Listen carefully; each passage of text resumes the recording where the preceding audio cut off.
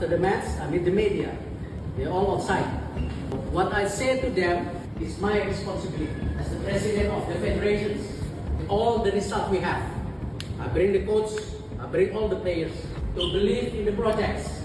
The question, do you all still believe in this project? Do you still believe on me as a leader? Yes. Because otherwise, I'm willing to step down.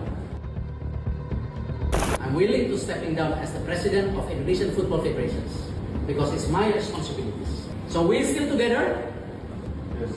Yes. We have 5 matches, 3 homes, 2 away.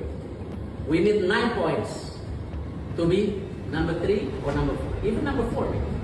So tonight,